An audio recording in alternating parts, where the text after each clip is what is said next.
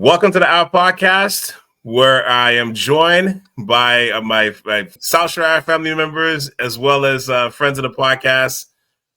Please welcome from the last time the four of us got together was the Super Bowl post game, right? Sure. I think so. Super Bowl post game. So please welcome Mr. Roger Calendar as his phone drops. Michael Hyatt and Gary Joseph. How you guys doing today? Good, man. How are you? Fabulous. Good. Not too bad, man. Not too bad, brother. Not too bad. I appreciate that. So go ahead. No, I was just saying happy Easter to everybody. Happy belated.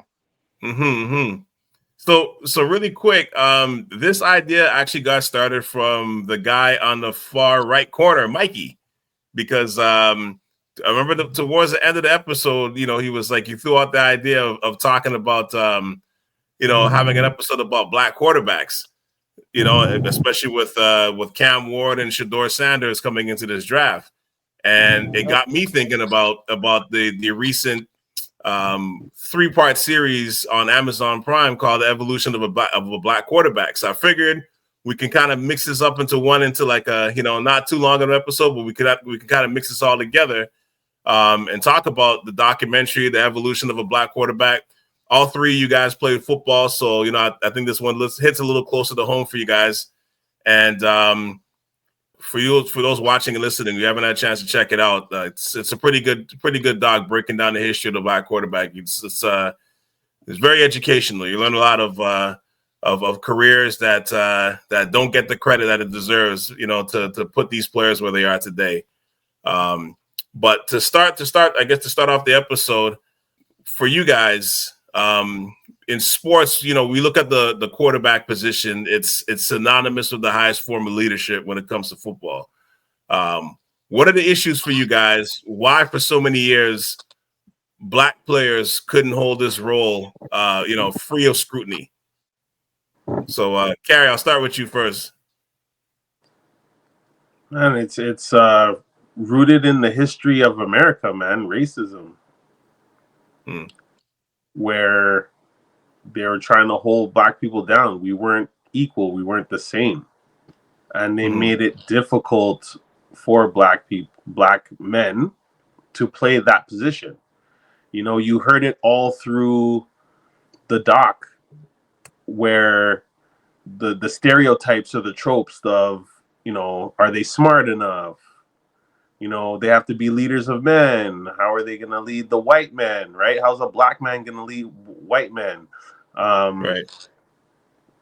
Those kind of things were perpetuated for so long.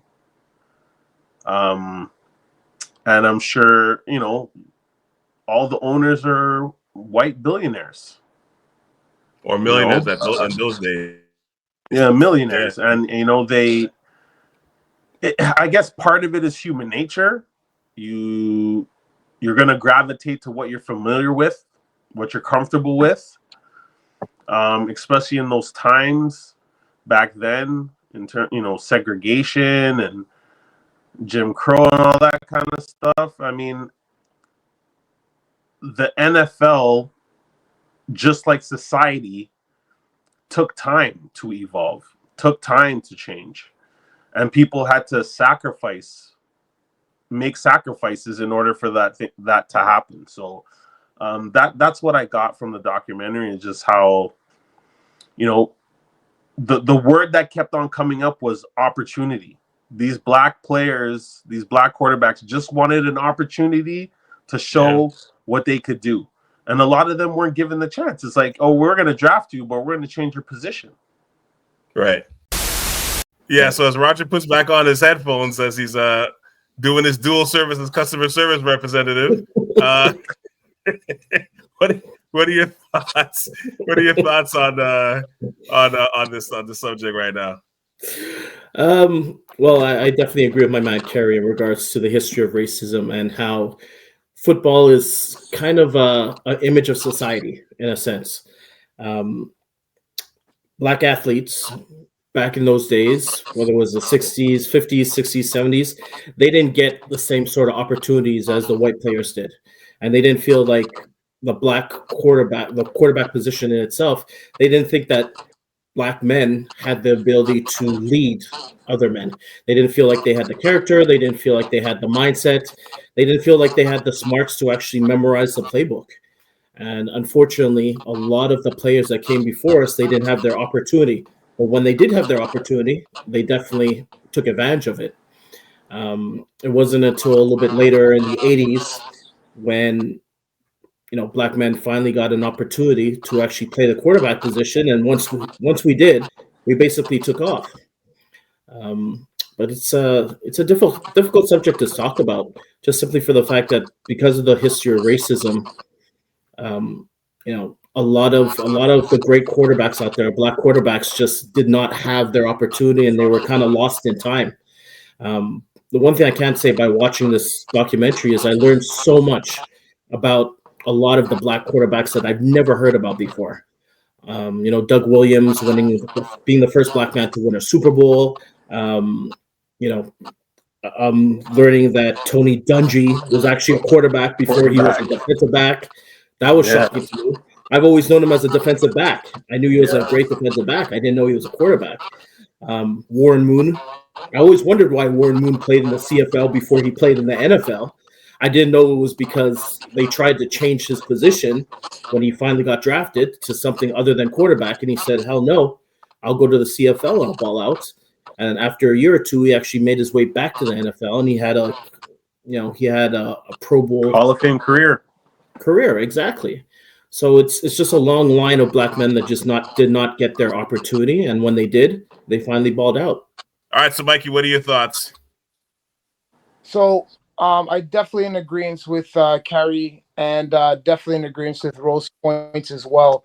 That it does stem from a lot of racism, and we were just black men. We were not considered equals, right? Um, but I also feel like there's possibly a little bit of fear that putting us in that position and actually having us thrive the way that we are now, that fear put a lot of fear in them, because at the beginning of the documentary it started with talking about the Tulsa riots, which that is a big part of like American history that they don't talk about. How you have these I believe, is it also Black Wall Street, that Tulsa riots, right? Yeah. Right. Yeah. So that right there showed that black people could be self-sufficient and could live and survive and thrive without the aid of white people. Now, if they were to allow blacks to play this sport, they probably would have lost that sport from a long time ago, and they couldn't let that happen. Nor could they allow, us to have our own communities and thrive on our own. So I also think that a lot of it stems from some fear of that. Man, these are some powerful people, and we don't want them in a place of power. And it's I shameful want to add because something, Cal. yeah, go ahead. I think it's also gives an example of the difference between prejudice and racism. Because I didn't know the difference until a couple years ago. Right? Racism is one body of people holding another group of people down, making things difficult for them. You know what I mean? There's a power dynamic where like they had to let us into the sport. They had to let us play quarterback. Right. Right? Prejudice is not liking somebody because of their religion or their color or their whatever, right? Anybody could be prejudiced. But not every racism is a specific term. There has to be a power element. There has to be an element where you can control structure a system around holding a particular type of people down. And I think that shows you it's a mirror of the society in America and across the world, but I think America is probably the worst. Yeah, I mean, all of this is rooted in stereotypes and racism because, like, I always think of like the way to describe the black athlete in terms of, we always get described as we're very athletic, like in basketball, we could jump out the gym, we're so fast, you know what I mean? We can hit with power, we could do this, but it's very, I wouldn't say rarely, but like, especially now, like, well, still nowadays, like you don't hear the intellectual part of it. You know what I mean? Whereas, you know what I mean? You don't hear that, man, this guy he thinks the game really well. He's very fast and athletic, but man, he really thinks the game. He really thinks about the things that he does on the basketball court, on the football field, on the, whether it's hockey, whether it's baseball, whatever it is. We don't get that. You know what I mean? And like it's been going on for a really long time because, like I said, I know in basketball that's what happens a lot. Where when they talk about a white player, it's they're talking about he's so smart and fundamental and stuff. Where the truth of the matter is, to play sports, you have to have some sort of intellect. Yeah. Especially the higher levels you go, it doesn't matter how athletic you are, you got to think the game. You know what I mean? Whatever sport you're in, like this isn't just like you just run out there and just, you know what I mean? You're just being athletic and that's it. Like there's a thought process that goes to it. Even if you're being super athletic, there's a thought process that goes behind it, from angles, you know what I mean? From schemes, like whatever it is, like there's thought to it. You know what I mean? And I think people miss that as just athletes, period. Like there's not some sort of smarts and intellect to what you do. You know what I mean? So 100%. Yeah. So I think like, that the fact that it took so long for like the league to entrust the leadership role, with the black quarterback or the black athlete is pretty shameful. And in watching this series, there's so many black athletes and black quarterbacks that their careers were just laid to the wayside. You know what I mean? Based on some of these reasons, some of these racial and stereotypical reasons, which is sad because at the end of the day, this is also business. Like you want the best people out there. If you can have a quarterback that's a great athlete, and on top of that, he's intellectual and he can get you to the Super Bowl or what have you, isn't that making more money in the bottom line, right? Yeah. You would think so, Calvin. You would definitely think so. But at the end of the day, there's no logic to racism. There really isn't. It's not like just because somebody is a different color that means they're less inferior than you. Right. But I mean, a lot of people just feel like, oh, just because of the extra melanin in our skin, that we can't think as logically as somebody that is a paler version of us. So I mean, this is something that has gone on for forever. I mean, when you look at it, apartheid was only abolished back in the 80s. So it's not even as if racism, we're not talking about something that's happened 100 years ago. We're talking about something that's happened like 20, 30 years ago. Yeah. And it's still happening. It's in our lifetime. It is in our lifetime, 100%. Absolutely. And it's still going on to this day. Yeah. I mean, when you look at modern politics, it's all based in racism. A lot of it is based in racism. I'm not going to talk too much about Orange Jesus over there in the U.S., but I mean, look at everything that's going on with the U.S. right now and how they're treating, people of color. So it's a difficult situation because, when we obviously feel that once we get the opportunity to take those leadership roles, we run with it. And you've seen this time and time again, but there are people up there that just still believe that we shouldn't have those leadership roles or we should not have a seat at the table. And it's sad, but unfortunately it's our reality. I just want to add to the points that Carrie's bringing up and Roger was alluding to in regards to racism and prejudices. It just also goes to show you too that they didn't want, or they didn't want to allow that fear. I'm going to allude back to that. They didn't want to have a black man as the face of the league, right? Because when you think about it, yeah, Mahomes is great and he's a winner and whatnot, but really it should be Lamar Jackson who's the face of the NFL because he's changing the game or bringing it to where I could say Michael Vick got to until he made his mistakes, right? But he's got dreads. He wears gold teeth sometimes. So, but the kid is polished. He's very He's real Southern too. His accent's heavy. heavy Southern accent. So, look at when they were talking about how Doug Williams, when he played John Elway, how it was made about John Elway's game and not about what Doug Williams had accomplished. Like, I did know about Doug Williams back in the day. Like, luckily I did some research growing up because playing quarterback, this is what I wanted to do. This was me. So I did a lot of research, found out about him, and knew that he went to Grambling and he had to go to USFL and all that stuff. And it had nothing to do about his story and how he had to work his butt off, the quote unquote the American dream, to get to his opportunity to play in the Super Bowl. But no, it was about John Elway being clean cut from California, blue eyes and blonde hair, right? It was like, this is what it's about. And it's like this thug is going to play against the pretty boy, right? Mm-hmm. And so and now I fast forward, and yeah, Mahomes is like he's black, but he's safe. yeah, he's safe. Exactly. You know what I'm saying?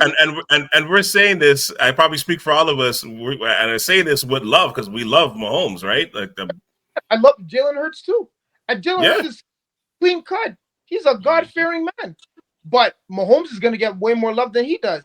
Yeah, but guys, I want us to be careful. Like, part of being the face of the league is winning. Mahomes is winning at an abnormal clip. That's true too. It's not just I'm not, if we switched it and Lamar went to 5 Super Bowls in 7 years, he would be the face of the league. You have to win at the end of the day also. You're 100% right, Carrie. You do have to win. But the thing is, you could be where he's at. Like, okay, let's take it, for example, Brady and Aaron Rodgers. Brady is Mahomes, where he was nonstop winning and whatnot. But Aaron Rodgers was the next come up. Jalen Hurts, Lamar Jackson. But he's talked on that level and being revered in the league the same way. Now you bring it to the black quarterbacks. Mahomes is your safe guy to be with, and Lamar is, let's push this dude to the bat. Like, he's not getting the same type of, like, it's always the struggle talk or whatever. Not what he's doing good and how he's changing. Not always. It's not always the same narrative. Yeah. So I get where you're coming from. Yes, it's about winning, but on a winning scope, yes, Aaron Rodgers won a Super Bowl, but he's been struggling now.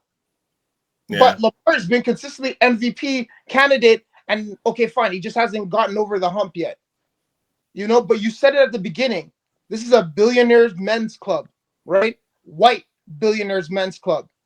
And until we have people like us that actually own teams, maybe things will start to change. That's true. Absolutely. Yeah. Right? Here's an interesting thing I saw in the doc too. Like, is it coincidence or is this something more that the Eagles had at least 5 different black quarterbacks leading the franchise? Including Jalen Hurts, who's been to 2 Super Bowls now and is the reigning champion. Yeah. I actually didn't really realize that until I saw that in the first episode. I'm like, oh wow, they really had. I'm like, holy cow, that's right. They probably had the most black quarterbacks starting that actually led their franchise. It wasn't just like a spot up duty starter. Listen, they're the city of brotherly love for a reason. You know what I mean? No doubt. They are a real blue collar city, right? So as long as you're going to do the job for them, I think that's what their culture embodies, and that's probably why we saw Randall Cunningham, Rodney Peete, who I completely forgot about. I know, same here. Right? Donovan McNabb, who's my guy. That's why I wear number 5, right? Michael Vick, this is Michael Vick, and now Jalen Hurts. So it's one of those places that they're gonna give you a chance, and they did. And look what it's done. So kudos to them. People are always like, So yeah, Respect for them for doing that, because I like I said, I never caught that until, Carrie might know, because he's an Eagles fan, but I'm like, yeah, I didn't catch that really until I Yeah, was watching it. I was like, oh my gosh, because I forgot Rodney Peete played there the too. reason I'm an Eagles fan is because of Randall Cunningham. 100%. Right? And so, I root for black quarterbacks. I always want to see them succeed. And I've been fortunate that I love a team that's given black quarterbacks an opportunity to do their thing. It's pretty cool thing. Absolutely. Yeah. I didn't even realize that myself, Calvin. I mean, when I look back and I think of all the other teams, there are some teams that have barely had one, maybe two black quarterbacks in their No, whole there's some existence. teams that have never yeah, had a And I black mean, quarterback play. Yeah. it's true. It's true. And I think it has a lot to do with just, I mean, Philadelphia is literally the city of brotherly love. When you look at other teams, when you look at, Boston, which is my team, but Boston, there's only one black quarterback I could think of, and that was Cam Newton at one point. Cam Newton, and that was such a small, that was just such a small little, 1 year, maybe 2 years tops. But I mean, when you look at other teams, they don't, they also, I feel like almost you have to look at the population too of those cities as well. And that kind of tells you a little bit about whether they would give a chance to a black quarterback. One of the things that I found really, really interesting is I think it was in the second the second episode when Dak Prescott was talking, and he was getting interviewed by Michael Vick, and Dak Prescott said that he was a fourth round. He was a fourth round. He was drafted in the fourth round, and then he mentioned he went into a bar, and a woman said to him off the cuff, she said, Dallas will never have a black quarterback. Yep. And I was like, Yeah. wow, like that's crazy to me. And we're not talking about like 50s or 60s or anything, because Dak Prescott was drafted. Man. When was he drafted? Like, I think it was maybe 10 years ago at most. maybe 10, I think 2010, somewhere around there. No, I think even earlier than later than that. It could be, It's but yeah, within the last 10 years. Definitely. And I was like, wow, that wasn't that long ago. And somebody's actually coming up. And he said that she wasn't the first person to tell him that neither. Yep. Yeah. So I mean, it just goes to show you, it's like zero opportunities. Zero opportunities. Let me segue to Mikey for a second, because being that out of the three of you guys, because again, I didn't play football, I was a basketball guy, right? But the three of you have the connection of playing football in Montreal, which I'm pretty sure you never heard any racist things back in the day. I'm almost positive you guys ever heard anything like that. But Mikey, in specific to you, you play quarterback. You know what I mean? So like for you, like what is the even like the Eagles? Like where was your influence of a black quarterback, and what made you play it? Like was there somebody even from the Eagles or anybody else, or Doug Williams? Like who was it that made you want to play that position as opposed to other positions in the sport? To be honest with you, it was literally done by fluke how I even got to become a quarterback. When I got introduced to the older guys that I used to hang around with in my area in Saint Laurent, where I grew up. I used to follow them to football practice. So I started to like what I was seeing. But I was younger, and too, I couldn't play with them because I was too young. Anyways, finally got my chance to get on the field, and I started off by playing defense. Played my first game, made a tackle, and separated my shoulder. So yeah, I tried to hit my shoulder and not wrap up. So I learned a lesson very quickly. But when I healed up, and I remember I was still that kid, always tagging along, whatever. And there was this guy, Carrie. I don't know if you remember him, man. There's this linebacker. He was older than us. I think he was going to Vanier at the time, and he was coaching us. And he used to drive this like TJ Tracker type Jeep. Anyways, he's clearing up the footballs, and it's dark in our field. And there's like a football, must have been like 50 yards away. He goes, "Yo, Mike, there's another football. Can you go grab it to me? Grab it for me." I said, "All right, cool." I run down there, pick up the football. He goes, "All right, bring it in." And I just wound up and I threw it to him, and I literally hit him like right in his chest. And he's like, "What the?" And mind you, I'm like 2 years younger than everybody. So he goes, "Hold on, wait here." He ran inside, and brought out some receivers, and he just told them to run certain patterns. I don't know what I'm doing. I'm coming off of baseball, so I'm literally throwing it like this. I have no technique, and that's how, like, hitting them one shot the other, and then that's how I actually became a quarterback. Oh wow! Yeah, Legend is born. yeah, like it was literally by fluke. But as then now we get our new coaches in. Coach Williams, God rest his soul, we just buried him a few months back. That would probably have been my real inspiration, because he was a Trinidadian man, but like ex DJ. But this guy Love Express. Love Express, yeah, man. He knew his football stuff. He taught us how to appreciate football and its schematics and more than just the intricate plays of it, but how to love it as it is, how it reflects life. So let me tell you this. I remember when I finally, got the reins, and he pulled me aside and he goes, I have two things for you that you need to understand when you're getting this job as a quarterback. And don't forget these. First rule is, if you win, it's because of you. If you lose, it's because of you. I got told this at 15 and a half, 16 years old. So when I think about it, how big that statement was, because it goes back to what we talked about in the beginning of how important the quarterback position is. It always falls on you because the ball is in your hand 24, like the majority of the game. You're literally a coach on the field.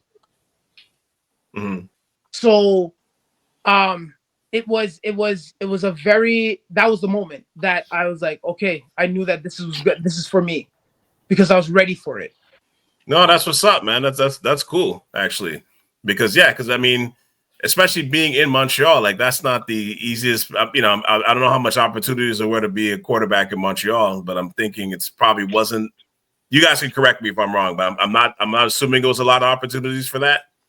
So I'm not sure, but correct me if I'm wrong. Feel free to correct me if I'm wrong with that. I feel football was big for us, like while we were in it. Yeah, for sure. I know it was big. Yeah, for sure. But you're right though. Like in regards to like opportunities, what have you. I remember our coach would bring in coaches from like teams that were in a higher division than us to come in and work with me, because there's certain things that he felt like, oh, they could give me an advantage on, right?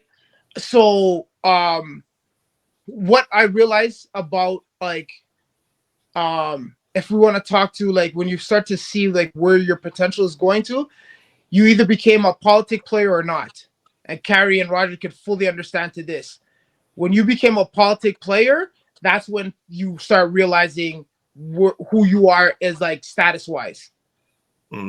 Yeah, it started. Then you start to see the realness of it, like, and if there was racism or if there was an ideology on like a quarterback or receiver or running back or DB, you start to see it at that point where leagues are starting to take notice of you, teams and coaches.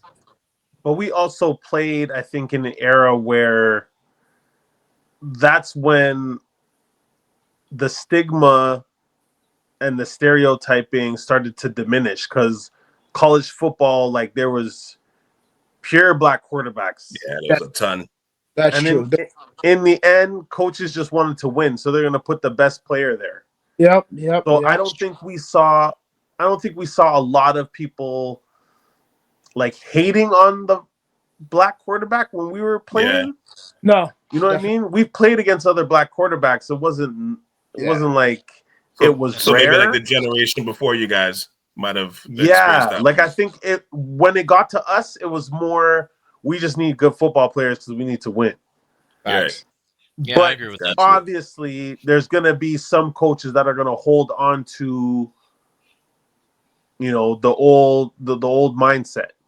Yep. Right. But we would just bypass those guys. Like, okay, you don't want me, I'll, Mikey, just go. I'm gonna go with who wants me. Yeah. Yeah. Carrie, you're 100% right. And sorry, I'm not trying to take away from this, but I just realized where I actually saw that. when I left University of Manitoba, I went back to Montreal to play at Concordia. That's where I saw that the whole ideology of we want the 6'4" big arm quarterback that I think is more cerebral. I remember the starter was John Bond. He was 6'4", 6'5", like 230, big rocket arm. Then there's this kid Scott Severett. He was 6'2", 215, decent arm, but he came out of John Abbott when they went down to Double A, as opposed to when I was there and we were in Triple A. And then I came over from University of Manitoba, and 5'11", very strong arm, but whatever. I'm short now, black kid. Yo, I didn't even get an opportunity. And talk about being cerebral. I had to do 18 credit hours just to be eligible for that year, and I got it done in the summertime. Got myself in an amazing shape. I never saw the field until our second to last game in garbage minutes. And when they put me in, people were like, even though we had a good season and we were going to the playoffs to meet Laval in the, I guess like quarterfinals or whatever, people Yeah. I played maybe the last 5-10 minutes, and we moved the ball so efficiently. They were like, holy crap, why weren't you playing this whole time? We would have had better numbers. We would have won better. Mhm. I just realized that, like, that's what I faced it. And that's a good point too, Mikey. It's the fitting they have a prototype. They have what they want their quarterback to look like. Yep. Right? Because it went from, okay, we don't want to give you the opportunity to, well, okay, this is what we're looking for, and a lot of black quarterbacks are athletic. Well, you're moving on the outside of what we normally look for. It's on the outsides, yeah. You're on the Right. outskirts. Okay, right. You have to be, the what Michael Vick was saying, like the pocket passer, cerebral, good arm, play from the pocket, don't scramble. That stuff had Michael Vick questioning, man, I need to sit in the pocket. Yep. And thank God his coach was like, yo, man, we drafted you to be you, homie. Like, do you. Yep. Yeah. So you got to shout out the white men who broke those barriers and helped us, right? We didn't do it all by ourselves. 2%. Yeah. Joe Gibbs? No, Joe Gibbs. Yep. Joe Gibbs, yeah. Joe Gibbs. Yep. What's funny as you said that, I'll never forget Richie Kotite for what he did to Cunningham. I know you know what I'm talking about. Because to your point, he tried to make Cunningham a pocket passer, and that's when he got his knee blown out. And so did Gruden, man. Was that? So did Jay Gruden. Yeah. Yeah. Absolutely. I forgot about that with RG3, right? Robert the third. Yep. Absolutely. It's funny, you guys. It's funny because I remember, like, when I was growing up in Montreal, I was on like 5 different football teams, and when I think back, I think 1 out of the 5 had a black quarterback.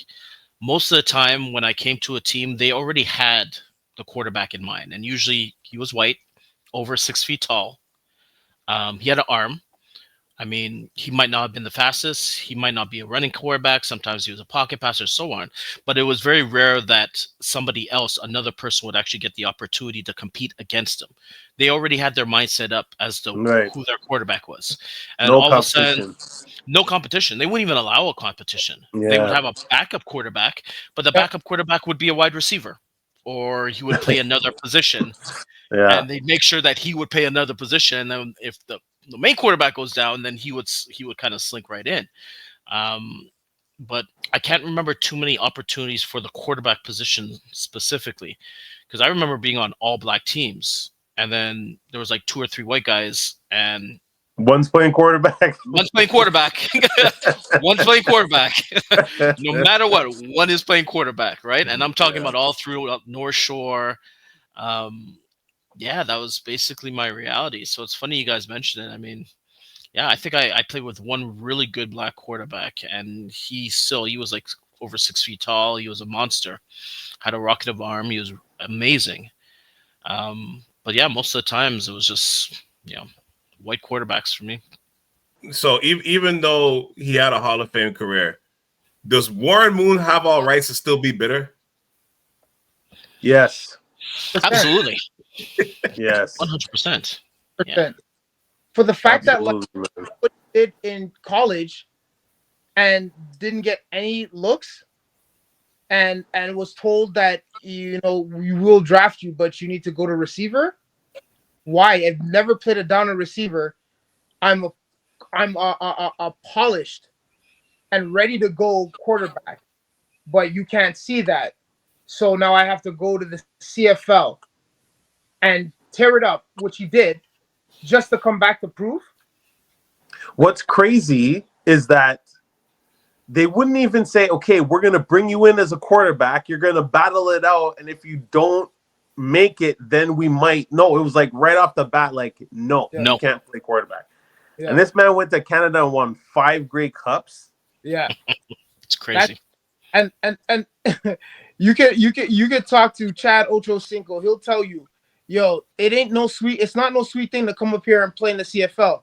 It's a different ball game with guys that are they're just missing an inch or to be in the league. So he's coming down here and putting in work. Yeah. Yeah. But to me, I asked that. To me, I asked that because I'm like, when you think of his story, the guy who takes the Washington Huskies, who historically was never a great football team, it takes them to the Rose Bowl and wins, leads the Pac-12 the Pac-10 or Pac-12 at the time in passing, which back in those days, the Pac-10 it wasn't even 12, a Pac-10 back then. That was a monster Power 5 conference for football. Yeah. You know what I mean? So for you to do that and not even get drafted, to me is, it's crazy. You got to think about it with somebody like him. He still made the Hall of Fame, and the first 6 years of his career, he wasn't in the league. So for somebody like him, you got to think, if he played all those years in the NFL, like those first 6 years, what would his stats look like? Exactly. What would be ranking amongst the greatest quarterbacks in the game if he had 6 years to make up those stats? And then, of course, it's not today's NFL, but still. Full transparency, I'm a Randall Cunningham fan. And if you just separate Mahomes and Lamar, like the new age quarterbacks, Warren Moon's the best black quarterback ever, in my opinion. Not talking about the new guys. Yeah. No, I get up to that point, he was the best. Yeah. There's a reason why he's in the Hall of Fame. Yeah. Yeah, but think of any quarterback that gave up 6 years. You didn't come to the league to the 7th year. Imagine none of your stats count. Like even Brady, your first 6 years, your stats don't count. And now you got to go against that. They do count his stats though from the CFL. Mm-hmm. They do count it. They do count it over. I guess overall, right? Like the overall stats. That's part of the reason why he's in the Hall of Fame. It's because, granted, yeah, they use the passing stats from Canada. It probably benefited him more because it was a passing league. That's right. Yeah. And I feel like that just goes to show you. I mean, as a black man, regardless of the position you're in, you have to be twice as good, twice as fast, twice as strong as any white man just to be given even to be on that same level. Yeah, man, sliver of a chance. That's crazy. That's a great point. And I mean, honestly, that's a segue to a whole nother podcast if we want to see the plight of the black man. Like real talk. Like the things that we leave our home with every day. I mean, as Canadians, the one thing we kind of don't have to really look over our back for is freaking police brutality. But imagine, it doesn't even matter. I mean, yes, don't get me wrong. I know you shake your head. It's out here too. It's not to the same degree though. I agree with that. I agree with you. Like, okay, Carrie. It's not to the same degree. No, it's not the same degree, but yes, it is, like it's tough out there, man. It's tough out there, real talk. And if you look at it right now, I mean, we're talking about Warren Moon, this happening to Warren Moon, like literally like 30 years, 30, 40, 50 years ago. Look at Yeah. what's been happening recently. I mean, you remember Lamar Jackson? They thought should be a wide receiver. How many questions did Yeah. he get about becoming a Remember wide that? receiver?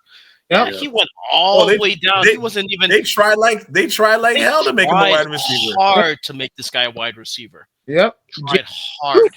This You know- man didn't run a 40 just so they didn't have an excuse to move him to receiver. Yeah. 100%. Probably one of the smartest things is they did, him and his mother in this camp. It's one of the smartest things they did. His mom's a G. His mom's a G. Yeah. One thing I wanted to say, a part of what hurts, I want to say hurts. One of the issues that people will have with black quarterbacks is that we play the position differently. Differently? Yes. Yeah. Right? That athleticism, right? Why do I have to go through 4 or 5 progressions when I could break off 20 yards and run? But then, because Common made a good point, right? He's like, the point of football is to win and to move the ball forward. Right. Mhm. Right. But we were doing it different than the white counterpart. So it's something that was like, it's like a bad thing. It's like I don't know what the right word is. You know what I mean? Like my perfect example is Jalen Hurts and Lamar Jackson. They're playing quarterback differently. Yeah. Right? Mm-hmm. The Super Bowl with Jalen Hurts. He had 220 yards passing, but he had like 60, 70 yards rushing, a rushing touchdown, a couple passing touchdowns. It looks different. It feels different, right? And so they equate it like, well, he's not as good as. Mhm. And I would argue that no, he's just doing it differently, but he's just as efficient. He's getting the job done. To me, Jalen Hurts is a top 5 quarterback in the league. He's proven that if you build a team around him in a certain way, he can get you to the promised land. Yeah. And he can perform under pressure. But it doesn't look the same, right? But And I isn't think that the that's story? part of the problem. Yeah, I believe that's just the story of the black man. We could never be good enough, regardless of how we are. The thing that makes us special is also the things that they criticize. Yeah. You're running quarterback. You have the ability to go through your progressions quickly and run if you need to. Oh, he doesn't go through his progressions properly, or Yeah, he he's doesn't too quick to process run out of quickly the prop. enough. Exactly, he can't read defenses, so he escapes the pocket too quickly. It's similar to what I'm seeing right now with Shedeur Sanders, in regards to the whole draft process. Like, I've never seen so many people have so many negative comments about a kid that basically played in Colorado. He had basically no offensive line. He still threw for 4,000 yards. He still had double-digit touchdowns. He still ran for a whole bunch of yards. Yet they're making it seem like he'll be drafted in the 2nd round or even in the 3rd round because they claim, oh, well, he escapes the pocket too quickly, or out of all the quarterbacks that I see in the draft, he is one of the most pro-ready because of his accuracy. He might not have the strongest arm, but he has the ability to read defenses. He was actually coached by Tom Brady, for God's sakes. He knows how to read defenses. But it's the things that make him special is the things that they use against him to make it seem like he's not ready. And it's they can't. annoying as well. He's bursting with intangibles, and you can't measure Yes. that. You can't. And that's the You problem. can't. They can't measure it. And then the other thing too is that he's also loud about it, and that's what they also forget. They don't like that. They don't like that, man. They don't like that. They don't want to see this. But you know what, Yeah. though? He's playing a position. Forget just the position. We play sports where you have to be confident in what you're doing. And that position of quarterback, you have to be the most confident, not cocky, but the most confident. Now, when he does this, he's just showing that you know what time it is. That's not being cocky. That's just me confident in what I know that I can do for my team and whoever is going to draft me, right? Yeah. But that's what also they fear is that power of the black man, that like he's going to be so influential. But you know what? That's who we are. We are influential. And But Sorry, go ahead, Mickey. Go ahead. No. I was gonna say, like, so whether it happened back then or it's starting to happen now, it was going to happen. The evolution was going to happen. You Yeah. know. Yep. So Yep. it's just you're running from your own fears, but just deal with it. Yeah. Yes. And the funny thing is, when I look at last year, Caleb Williams, right? Caleb Williams, he also was very confident, but then he had a very sensitive side as well. I remember he lost the game. He went jumped into the arms of his mother during the game, and he started crying and stuff like that. All of a sudden, all these negative things came out about him, about how he's not a leader of men. How are you going to follow somebody that's so easily, like, that shows so much emotion and all sorts of negative stuff? And it's like, if you're confident, if you're confident, oh, he's too cocky, and it's a negative thing. But if you show any sort of sensitivity or any sort of, You're any soft. sort of, Yeah. you're soft, you're too soft, You're not a man. you could never win. Exactly, you could never win, You could because they'll never win. always find something to pick us apart for, no matter what. Well, so to allude to add to your point, that's why I kind of love Cam Ward. This is one kid right now that like him and Shedeur, I think they're very neck and neck. There's just a difference that I see with Cam Ward. His poise is it's a beautiful and majestic thing to watch. Yeah, it I is. I remember I saw one game. I've heard about this kid's story before I saw him play, and great parents, great background, everything. And I just watched the first series, and I was just like, he went through every single progression, and he did not let the rush bother him. He stood still, like I thought he was playing touch football. Like he's not worried about somebody trying to take his head off, and he Yeah. just up pocket side to side. I was just like, oh my gosh. And I said, let me just keep on watching just to see maybe that was a one-off. That's him. He's unbreakable. That's why I think. He's got Am I gonna crazy say- arm talent too, though. Pardon? He does. He has Yes. crazy arm talent too, though. Oh my gosh. I think so. Roger, you said that you think Shedeur's most accurate. I think it's Cam Ward. I think Cam Ward is probably the most accurate passing quarterback in this draft right now. And I think Shedeur has an amazing accuracy. But Cam Ward, I think, might be edging him a little bit. That kid's arm strength, he could hit a post corner or that that pass that they have that it's in a too deep coverage where it's like you're hitting them along the sideline. The and you're honey hitting, shot, the honey hole, what's it called? the honey hole. The honey hole. That throw right there, that kid hits it with Yeah. precision that I can't even. It's just a beautiful thing to watch, man. It's a beautiful thing to watch. So I'm really excited to see where he goes and He's going and how- number one, man. He's going Tennessee 100%. I think that's Yeah. set in stone already. Yeah. Yeah. Yeah. then I can't No wait to- lie, no lie. I want Sanders to fall so we could go to a good team. facts. Yeah, I wouldn't Seriously, mind man. that either. And I want to see him ball out. I want to see He him ball out. is. He is. I think want his to see- intangibles Yeah. are off the charts. The toughness, the poise, the accuracy, the confidence, the leader of men. He went to Jackson State, turned it around. He went to Colorado, turned it around. Like, that's what he does. You know, it would be a great place for him to go. As you're saying that, I hate to promote them because they're in my division, but just thinking of marketability and everything else, and I'm sure his Rams. Papa would love this. Sorry, Rams. LA. there you go. Rams? Yeah. I said that would be a great place for him to land because Stafford is, towards the end of his career. That's a good person to learn from too. It's a good system. They ain't gonna do that though. They're trying to win now.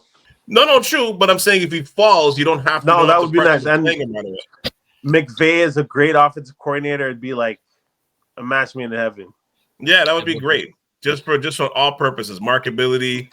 You know what I mean? A chance to like even move the culture forward a little bit more. And speaking of which, how important was Michael Vick to the evolution of a black quarterback?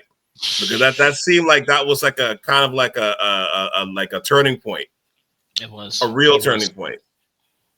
He was. I think that's I don't know if he was the one that actually put this together or if it was somebody's idea and they just brought him in on it. but I thought that it was very pivotal that they had Michael Vick documenting or what's the word? Um, Hosting. Hosting. Yeah, like hosting and and narrating doing the documentary. because he literally Michael Vick to the NFL is kind of what Allen Iverson was to the NBA. How he Yes. completely Very changed good. the complete. Culturally. Yeah, they culturally changed the scope of the game where it's now I'm here, let me in. I'm not gonna do it by your rules. I'm gonna do it by mine because I'm gonna get the job done. And to Kelsey's point earlier, if it wasn't Atlanta, would they have taken him? That's true. You know what I'm saying? True. Like Yeah. he went to ATL. I don't know if it's predominantly black, but there's a big, It's massive.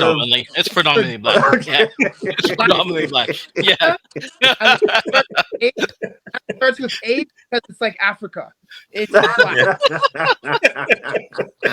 Yeah. And it Right? ends I think that was like a perfect match yes. because he went Yes. to a team where the community was going to rally behind him. It allowed Michael Vick to be himself. He didn't feel like he needed to conform to what's around him. Like you said, like being the number one pick, being on the Madden cover, no one really. Yeah, we had athletic black quarterbacks before, but he changed it. Dude. 100%. And plus, he has a fantastic story. Yes. Like, has anybody? This guy started off. He was like a rocket. He just set off. There was nobody like Michael Vick. Yeah. And all of a sudden, all that stuff came out with him and the dogs, which, to be honest with you, I still find kind of ridiculous. All of a sudden, this guy was basically he was one of the first people that was actually blackballed. Yeah. He was canceled before anybody else was canceled. Before Colin Kaepernick. Before Colin Kaepernick was canceled, he was the start of the whole canceling period. Yep. He was canceled for like a good year. Didn't he go to? I believe he went to prison as well. Didn't he go to prison for that? He definitely went to prison. 2 years. Yeah. Went to prison for 2 years, and then he came back, and of course, Philly took him, and his career just kind of took off again.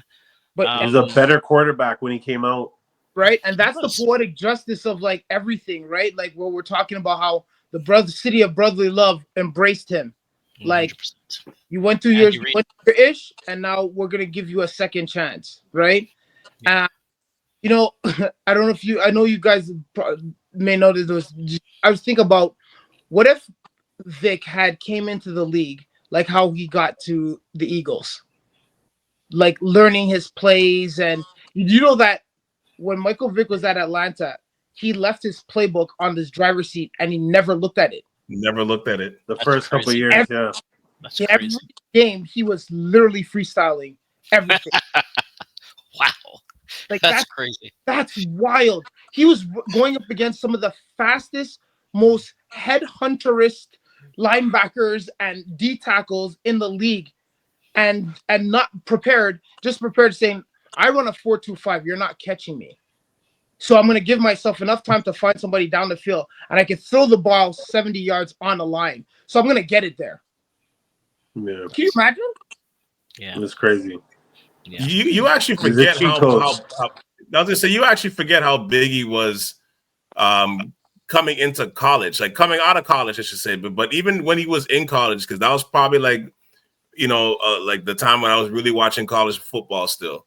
And I still remember him almost beating FSU by himself in the championship game, right? Like it was insane. Like they had no answer for him, literally no answer. Highlight reel, man. Yeah, it was ridiculous. Like a video game, you would just press like X, Y, and you'd just be gone. You know what I mean? Turbo. Yeah, turbo. But like the funny thing is, it was like he wasn't the most accurate quarterback at times, and that was probably due to him not working on the craft the way that he should have. But he really depended on his natural gifts. You know what I mean? So as much special, as it was, it was supremely special. So that's why I'm like, as important as it was that he was like influential, I think he's also a cautionary tale to Roger's point. right? Because he didn't take care of those gifts. You know what I mean? Like it was all natural. It was all natural talent, but he didn't work on this. You know what I mean? And he was still immature. You know what I mean? Like Atlanta embraced him. Atlanta loved him, but like he didn't take care of certain things to keep that gift going. Like when you're that special, it's like it's like you don't have like 20 years to take care of this gift. Eventually it's gonna go. So when you're that gifted, you gotta take care of that, man. So whether it's rest, and I think players nowadays have a better handle on that now. Like when you talk to like today's athlete, they're more on top of that now in terms of like, I got to get my rest. I got to do this. I got to do that for the most part. You know what I mean? As comparison to some of these guys. But I feel like he's like a cautionary tale too, because it's like he, I think he wasn't, it's almost like he got too much success too fast. I'll tell you what it is. To add to your point, it's also biggest thing is the company that you keep, right? Because you got to remember what the story was on how he got himself in that trouble. His cousin comes up to him with an idea. Now, okay, cool. I got money and I'm going to help you out with your business, whatever you come up to me with. But this is the business that you come up to me with. For him to be, he's got to start separate. He should have been separating himself from the bad ideas. Because if your cousin comes to me and says, yo, I want to start making t-shirts. Oh, let's go do this. But hey, yo, I got an idea. We can run some dogs and da-da-da. And he's like, oh, okay, cool. But then you're doing it in your house and you're burying the dogs in the backyard. Like, lot of mercy. But remember, he bought a house for it. He's like, so he was kind of thinking because he set it up at somewhere else. But why would you put it under your own? Anyways, we're not talking about how to beat crime. But sorry, Lord. You know. Listen, you could take the boy out of the ghetto, but you can't take the ghetto out of the boy. That's what it boils down to. Because I'm my case in point. This is basketball now, but look at Ja Morant. Like, who you have around you that's influencing you to not take care of the God-given talent that you have to be a champion on a big stage, provide for your family on a different level, and not have to live a life that you've seen glamorized. Sometimes the best athletes don't have to work as hard because stuff comes natural to them. Yeah. And we can't sit here and say that all black quarterbacks are good, right? A lot of them rely on their athletic ability and don't put in the work in to improve their mental game or their cerebral game or to be a better quarterback all around. Yeah. I don't think that's the case anymore. I think you have to be, like Mike said, you have to be, like Mike and Cal, you said it, like you have to be smart. You play sports, you have to be smart. Yeah. You have to understand the game. You have to raise your IQ. But I think in all sports, you're always going to have those guys who are naturally gifted that don't work as hard. And the great ones are typically the ones that have the physical gifts but work hard, like the Jordans and the LeBrons and the Warren Moons and those guys who they had all the physical gifts, but they grinded like they didn't. Mm-hmm. Yeah. I agree with that. And I also feel that a lot of these guys are a product of their environment as well. Yeah. Michael Vick grew up. He didn't have a lot of money. He got into the league. He blasted through college, did fantastic. Went to the NFL, played professional, did amazing, got a whole heap of money. One of the things he does is all the people that have been struggling behind him, he goes and he tries to help them out. He has his entourage, he's giving money, he's doing all these things. He's not thinking in the back of his head that these people might be the thing that actually bring him down. He figures these people have supported me for the past 10 years. I'm going to support them and I'm going to help them. And, it's something that, unfortunately a lot of black males, they go through regardless of the sport. A lot of us grow up, we don't have money. We don't have as much money as, our white counterparts. We don't have that generational wealth. So once we get money, it's like, okay, you know what? We want to help everybody around us, which is great. But they don't realize that at some point in time, you kind of have to cut off the negative aspects of your life. Those negative people that might try and drag you down, or Yeah. maybe not necessarily, but because they've been doing things a certain way all their life, all of a sudden they're trying to get you to kind of help them Yeah. do certain things that might not be Yeah. legal. It's Yeah. just crazy because what hurts me watching Vic is the generational wealth he left on the table, man. Like by doing that stuff, like that guy was gonna make so much money. Yeah, Like to man. leave that behind because of the nonsense. Like Yeah. you know when you have certain energies, especially when you get to that certain stage, I mean, you should be doing this throughout your life, but like when you start making that kind of money, whatever the genre is it or the industry that you're in, once you start getting to the point where it's like the person around you, their energy is just a subtract or divide, they gotta Yeah. go.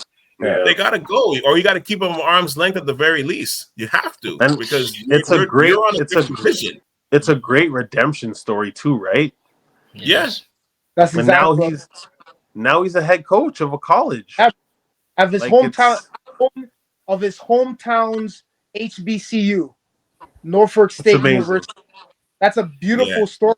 So his story has become now a testimony of what it is to carry redemption, right?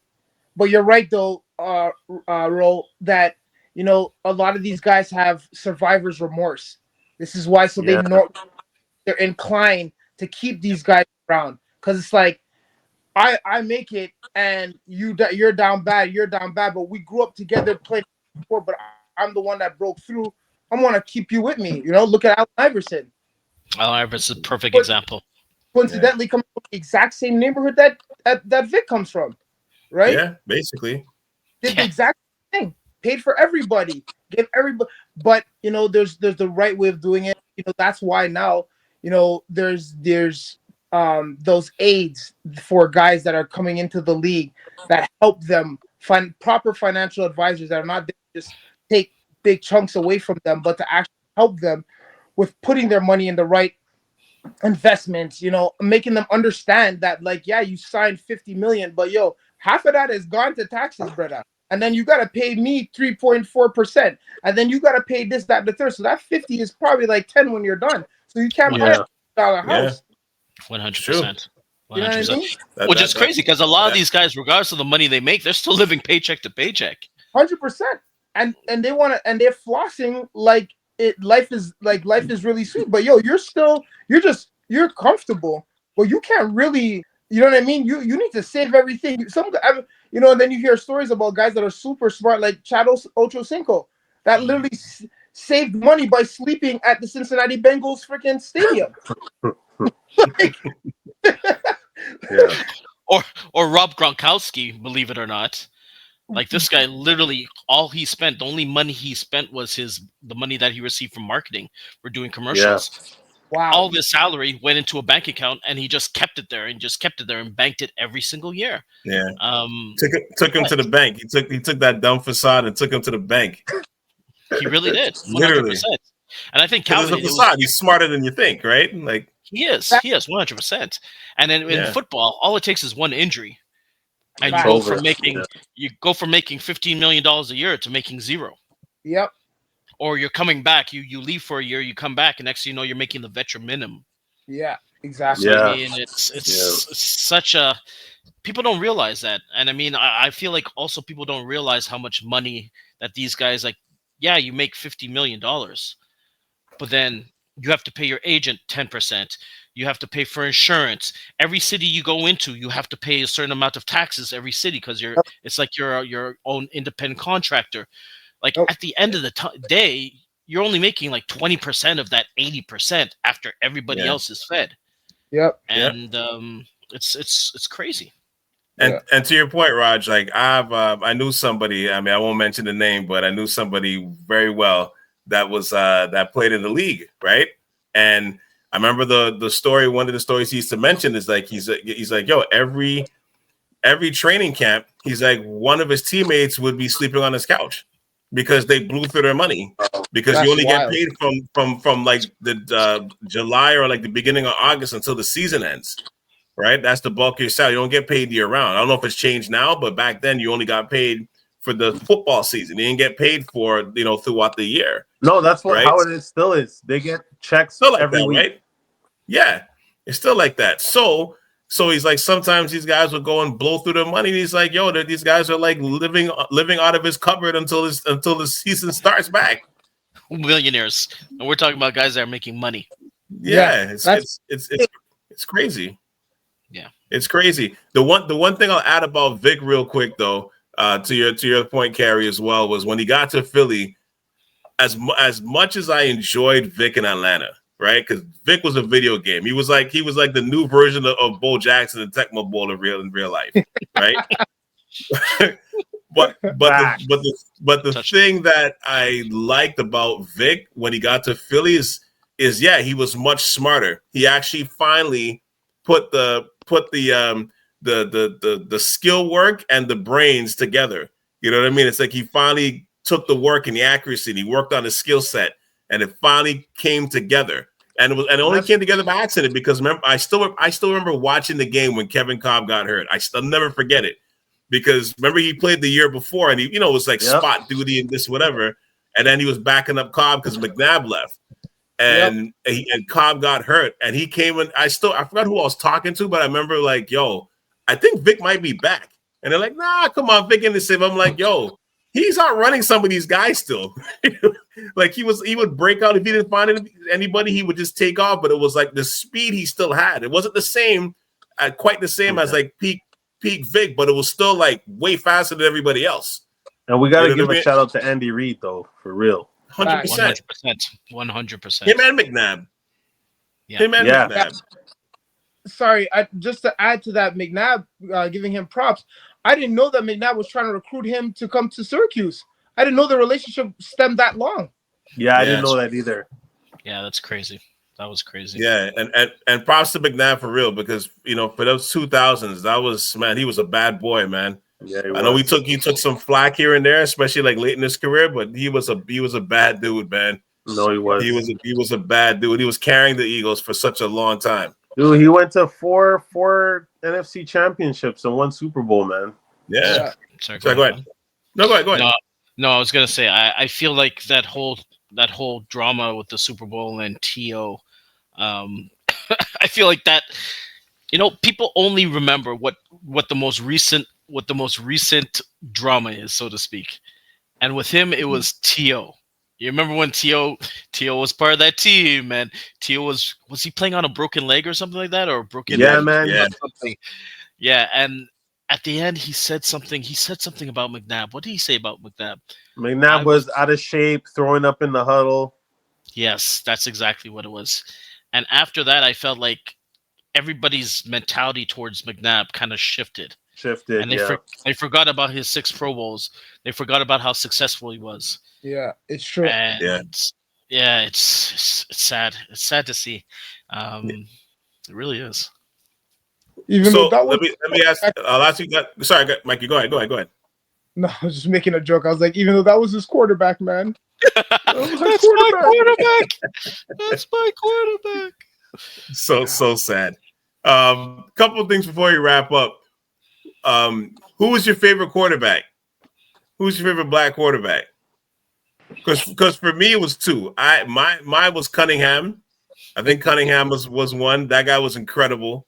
And I guess for being biased, I would say Cap, just because of the fact that he was playing for my Niners and he had that period where you're like, yo, we might have something here, even though he still was, he was still a little raw, but he had a real talent there too. I love Cam, man. Cam Newton. Cam and Michael Vick. Oh, man. Jeez, yeah. Cam Newton, Holy Superman. I forget about him. I remember that season. He had that one season where he was unstoppable. He basically carried that team on his back. The MVP here? Yeah. Yeah, he was the man like that. Cam had his time too. There's been a lot of good black quarterbacks. Because even during that period, I forgot about when they mentioned Dante Culpepper. I was like, oh my God, Dante Culpepper. Yeah, Dante Culpepper too. Yeah, that's right. Yeah, so actually before you guys jump in, the only thing I was going to say was with Cunningham, that season he had when he came back and he played that one season against sorry, when he was playing for the Vikings, the first year Moss was there, that was probably one of the best seasons. Oh, he won MVP actually, if I remember correctly. Like that was one of the best seasons. I wasn't even a Vikings fan, and I wasn't missing a game. I was rooting for them. I had a family member that played on the Falcons. That same year, and they won. They went to the Super Bowl that year, and I even told them, I was like, man, it was hard rooting for you. Because, them guys was a problem, man. Like, who didn't love those guys? It hurt, man. It hurt. It hurt, man. I'm like, to this day, I'm like, yo, but that was one of the greatest. That was one of the greatest offenses, man, I've ever seen. And Cunningham was like, that was one of the best reclamation projects I've ever seen. But I'll go with Carey. Who's your favorite quarterback? Well, obviously for me it's Cunningham, number one. But I'm also a Warren Moon fan. Like I love Warren Moon. Love Warren Moon. All right, Mikey, what about you? Who's your favorite black QB? So it's definitely it's tough, but I think it's Vic number one and then McNabb. So for me, like I those guys were my favorites because that's who I was trying to mimic my game after, right? Mm-hmm. Because I thought finally I had a black quarterback that I could look at that was very cerebral, right? So that's where I emulated his game, and then obviously decisive runner. He didn't have to be a pocket passer, but he could be. But he was a very decisive runner because he's athletic, ex-basketball player. Michael Vick now is just watching a guy that could just like outrun anybody he felt like it. That was something to aspire to. I was never close to being as fast as he could be or fast period.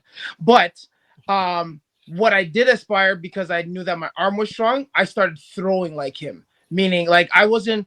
You Carey could attest to this, boy. When we were at Manitoba, there's times where we got to a point where my arm got exorbitantly strong. Like I could literally throw standing without a step and throw 60 yards on the line. It's because I worked on making my arm ridiculously strong.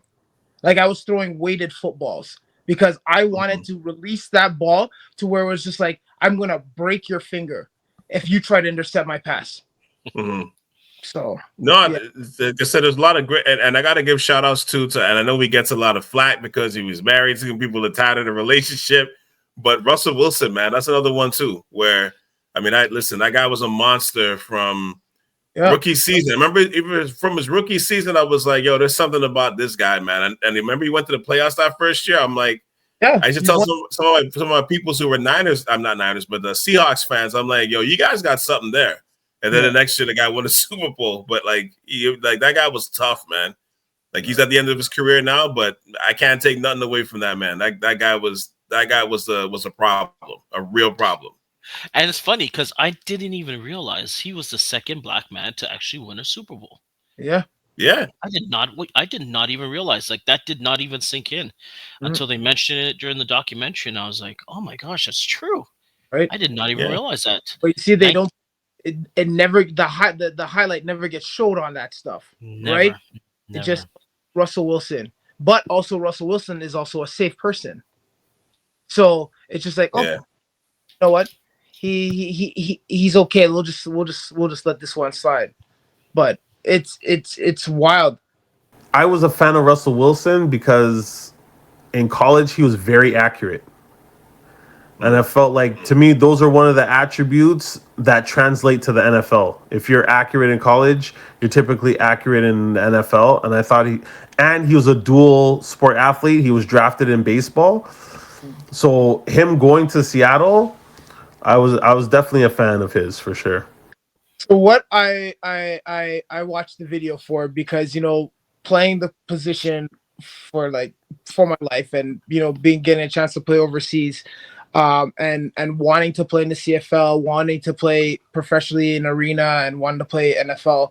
I always used to remember, Carey, we used to get those magazines, the pre-draft magazines that would tell you what the prototypical. I know Roger knows these magazines too, the draft book, and it tells you what I would always go to the quarterback section because every year it would change. So like we talked about the prototypes, it went from used to be 6'3", where remember a guy like Cade McNown was like the prototypical. Then it changed to when Tom Brady comes in now, and now it's 6'4", 6'5", and looking at hand size and all that stuff. And I used to do all the measurables, but the one thing I could never measure up to is height.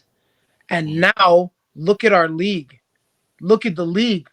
Kyler Murray is 5'7", maybe on a good day. With the lifts. With the Right? lifts. With lifts, yes. Russell Wilson, so I don't. This is what really shocked me is when Charlie Ward was standing next to Vic, and Charlie Ward I thought was 6'1" because that's what it was always written for him. He was 6'1", and Charlie Ward, when he went to the combine or whatever he did his measurables, he's at 5'11" and 3/4. Did you see how much shorter Michael Vick was than Charlie Ward? So Michael Vick was doing all this at like 5'8", 5'9", because they have him at 6 foot. Yeah, I don't know if he's that short. I don't know if he's that short. Maybe 5'10", maybe 5'11". Okay, fine, maybe 5'10". But Charlie Ward looked like Charlie Ward said his height was 5'11". He wasn't. He didn't give himself 6 foot. And Michael Vick is a good inch and a half shorter than he is. So, but regardless of it, my whole point is that that's one thing I always looked at was, one of my heroes too was Doug Flutie, because he was super short. And like a lot of and I looked up to honestly I looked up to a lot of CFL quarterbacks, because when they won't take you in the NFL because you're not the prototypical quarterback, you got to go here. So you're looking at Tracy Ham and Nealon Green, you know what I mean? Like these, right? And Seneca Wallace, you know what I mean? These kind of guys that I watched in college that were dominating, very cerebral, but because of their height, they couldn't get placement. And now the league's finally starting to understand that you don't need to be 6'4" to be the prototypical quarterback. Your O-lineman is 6'4", 6'5". If your quarterback is 6'4", 6'5", who is he looking over? He's having a harder time than I would. You know why? Because as the linemen open up their gaps, I get to throw through passing lanes. I don't have to see over nobody. I'm actually seeing the field at eye level.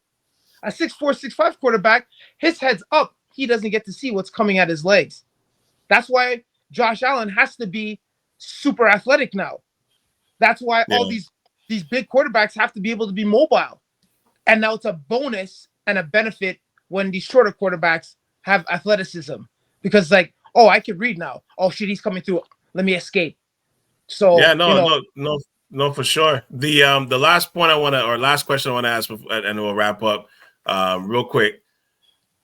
Who's going to be responsible for the next phase of the evolution of the quarterback? Is it going to continue to be Mahomes? Is it going to be like Hurts, Lamar Jackson?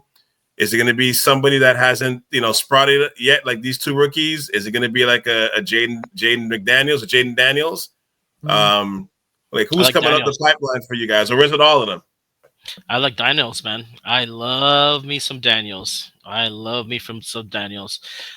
have. It's been a long time since I've seen a rookie, like a pure rookie, come into the league and just completely turn the team around. The last time I saw that was who was it from the Texans? What's his name? Stroud. Yes, Stroud. I'm forgetting Stroud. Stroud's another one too. Yeah, CJ Stroud, right? He came in and he basically put them on the map. And I feel like Daniels is he's cut from the exact same cloth. And I still remember faster. I feel he's faster, and he's probably a little bit more accurate too. Like I remember him coming into the draft, and they were talking about how skinny he was and how he takes too many hits. He was kind of careless with the ball. And once he got into the league, I saw none of that. I just saw a man that was just balling out every single week. I think it's Daniels, man. Let's see what happens though, because I mean, CJ Stroud, he started off very strong, and then the next year he didn't do as well, right? But and that's tough though. But that's also there's also such a thing as kind of like I don't want to say a rookie wall, but after that first year, coaches and other teams, they actually They have get a game used to plan you. for you.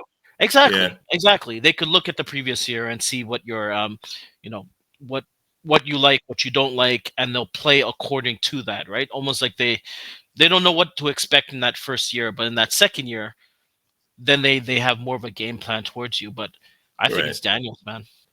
Yeah. I'll tell you. I'd like to go ahead quickly. Um, I think I think it's all of them because this class of athletes. Because I'd feel like there's no longer. You remember they used to be in that same draft book. You'd be classified as an athlete or a quarterback or whatever. I think all these quarterbacks coming in now, they're all athletes, right? Mhm. Right? They're all having to be cerebral. They're all super fast. They all have pretty much really really good arms. But my one sleeper, um, out of these guys is Michael Pettis or Penix, Michael Mm, Penix Jr. I loved that kid in university. I thought he was probably the best pure passer out of everybody in that draft class. But he went to a team where he's going to come off the bench and learn, which I think is going to be to his benefit because he changed systems in his last year, had a very good year, but I believe that is a benefit so that he doesn't fall into like the Achilles Smith type situation where he jumps from a team, has a great year, but then gets to the league and it's too much burden on him and he can't learn it enough to where they hope that he would have gone to, right? But Mhm. Penix now gets to learn, and he's like his touch pass on the deep ball is absolutely phenomenal. Like, but I still think Bryce Young may get a chance to bring it around because he's a very smart kid. Yes, I still love Shroud. I think that Daniels, I started to appreciate his game a lot this year, especially watching him in the NFL. And then yeah, Hurts and Lamar, they're gonna like Lamar's gonna they're gonna figure it out for him at some point. It's inevitable. Like he's the guy, Yeah, he's right? too He's good. just gotta he's too good. Like they have to figure out how to win with him as soon as possible. Yeah. yeah. That's And what that's about my you, take Carrie? on. I'm with Raj, man. Daniels, man. You guys know how I love that dude's game. He has, to me, he has the athleticism and the speed to run, but he's a pocket passer. I think that is, they've been slowly bridging that gap, right? We've had those ultra athletic dudes who could throw, but they weren't sitting in the pocket Mhm. consistently. And now you're starting to see the evolution of now these guys can sit in the pocket. Like Lamar's game has evolved where he can sit in the pocket. Daniels, but like to me, Daniels is like he's the evolution of those guys. Yeah. Mhm. I Yeah, agree with that. 100%. But yeah, and last thing I'll say too, Bryce Young, the way he finished off the season last year, I'm actually happy for him Same because here. everybody was tearing him apart. I I can't hated it. lie, myself included. Yep. Myself included. You know what I mean? But like to see how he finished off the year, you can see his swagger was back. So I'm Yeah. like, you know what? Good. I hate to see the media tear apart rookies. I really do. Yeah. Especially considering like when you look at these guys that are drafted, in first, second, third, you got to put it in perspective. They're going to the worst flipping team. There's a reason why they're getting drafted very, very early, Exactly. Yeah. right? And a lot of them do not succeed in the first year. It's surprising when they do succeed in the first year because the Exactly. team is just so bad. And Yep. Bryce Young is a Facts. product of that. They put him in, and like he was getting. They had no O line. He had the ghost of Adam Thielen catching the ball. Like Yep. he had No run game. nothing around him, no run game, nothing, and he was getting killed. His Yep. confidence just took a dive. It just Yep. took a dive. He sat out a few games. Well, he sat out, came back, and then he just started balling. You could tell, like you could just see the confidence again, and it's sad. It's sad because a lot of them they seem to forget that these guys are rookies, Yeah. and they think that everybody just because you're drafted first or second, all of a sudden you're NFL ready, and that's almost never the case. Yeah, Yep. no, agreed. All right, brothers, we'll wrap this up here. But look, man, thank you. Thank you for doing this, man, as always, man. And having this conversation. And good idea, Mikey. Good on you. Good on you for coming up with this black quarterback thing. Mikey Don. One they call No, but Mikey. that's it's worthy of, you know what I mean? Like, it's worthy of discussion, right? Especially with the draft coming up and Cam Ward and Shedeur Sanders are like the most likely the first two quarterbacks that is going to be drafted, and it's important to talk about. You know what I mean? Because I mean, they are like, you're seeing more and more guys changing the sport in this aspect, right? And you know, so it's good to kind of align the two of them together. All right, so I appreciate y'all.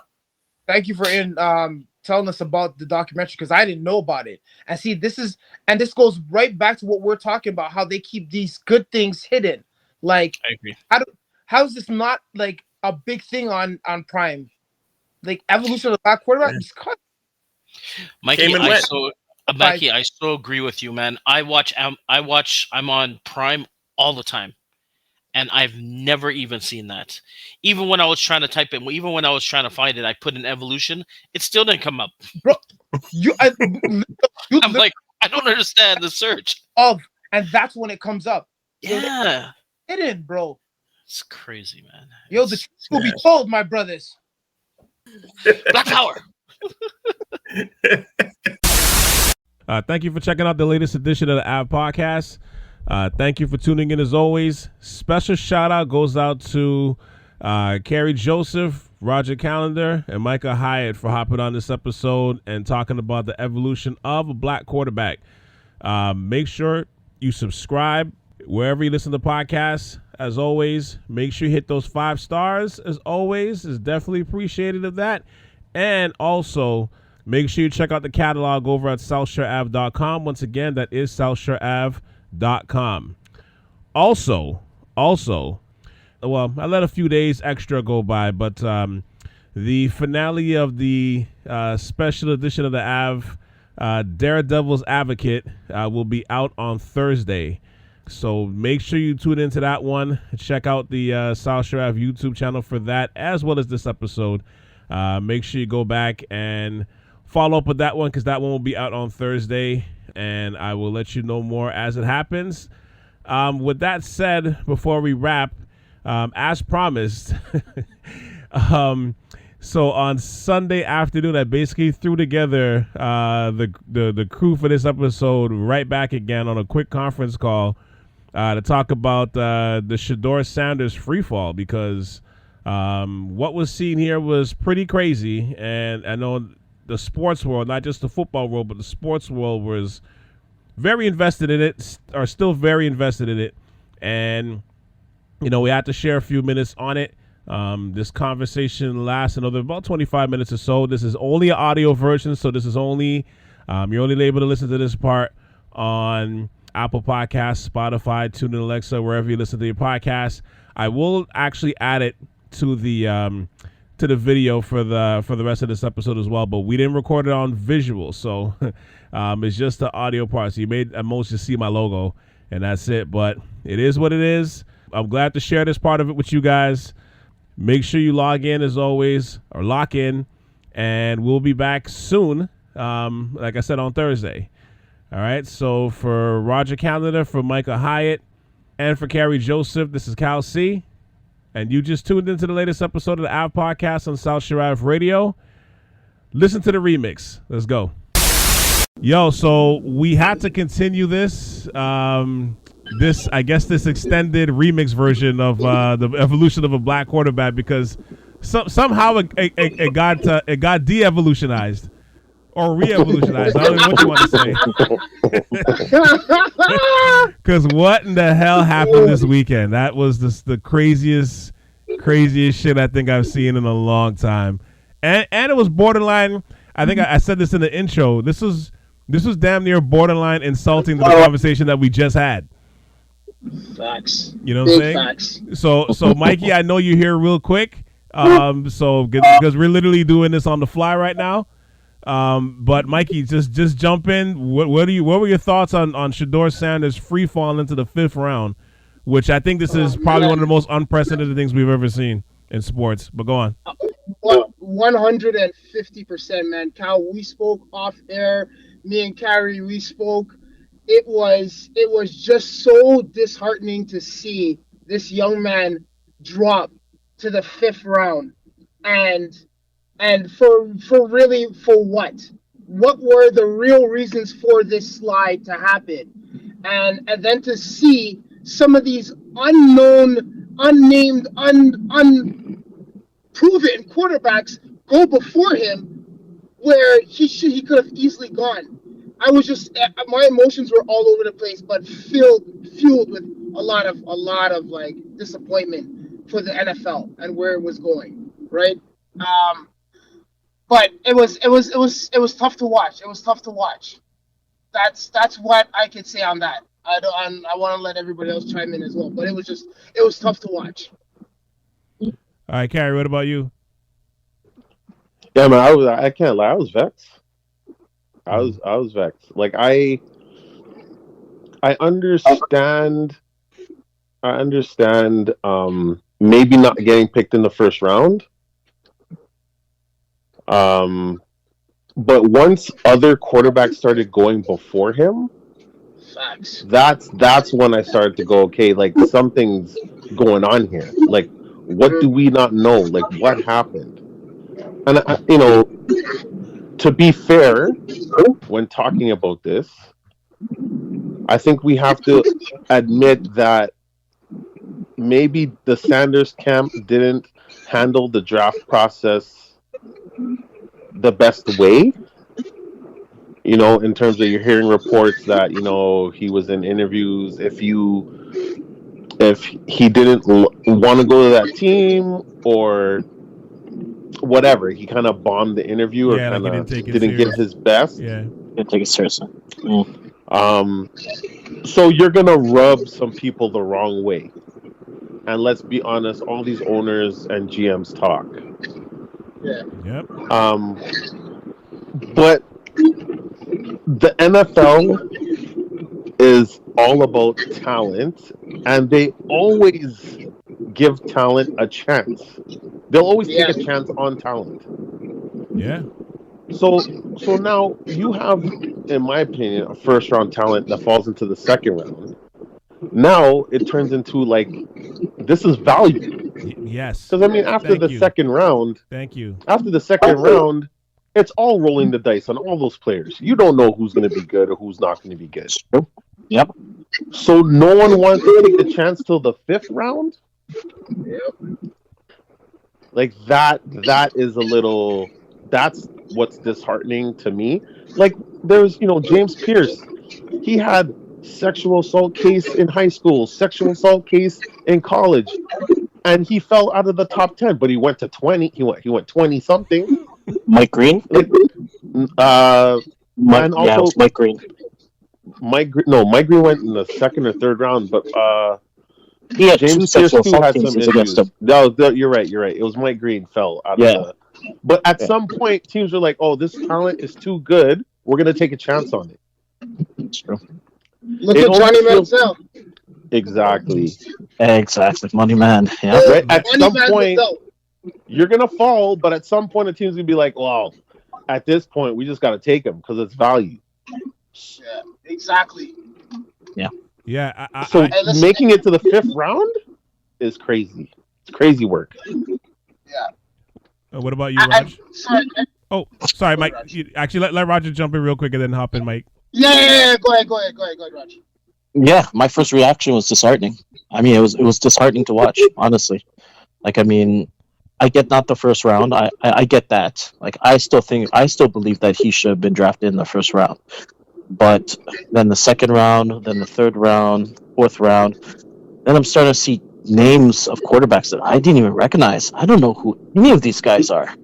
And I usually check the rankings. Like, I love kind of doing my homework before the draft to see who's available.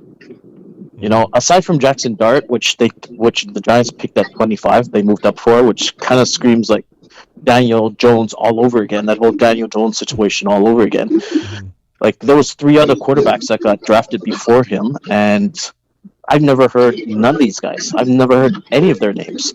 I'm glad Cleveland finally stopped the fall, but I mean, Cleveland had already drafted a quarterback in, I think it was like the third round or something before they drafted Shedeur, and I felt like that was almost like okay, well, we drafted a quarterback. Let's just draft him too because we don't know who else to draft. So they kind of just Yeah. drafted him anyways, kind of like as an afterthought.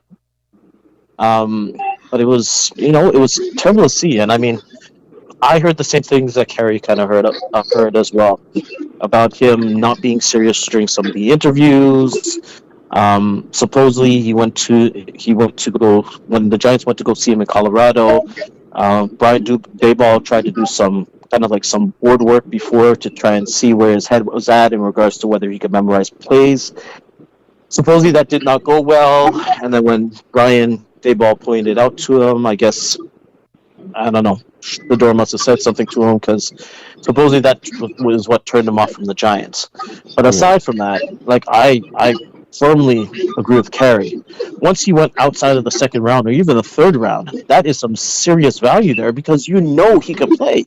If you don't think he could play, he has 2 years worth of college, and I mean 3 or 4 or 5 years where he played really well that they could look upon, but it just didn't seem to matter. I mean, this was the worst free fall I think I've ever seen for a player that hasn't had sexual assault claims against him. Yeah, man. Or beat a woman Crazy. or Yeah. Yeah. Even Mike Sorry, Green. guys. Yeah. Even Mike Green. This guy had a sexual assault accusation in high school. He's dealing with a sexual assault accusation right now, and he got taken in the third round. Isaiah Bond, who supposedly he has some sort of sexual assault accusation going against him right now. He wasn't even drafted. right. Hey, So I mean, compared to these guys, Shedeur is like a saint. What did he do to deserve this? Okay. Yeah. Hey, so just before you continue, sorry, Mikey had to run, so he had to hop out of the conversation. So, but with that said, and like I said, this is real last minute. You know what I mean? Life is lifing right now for people. So, Yep.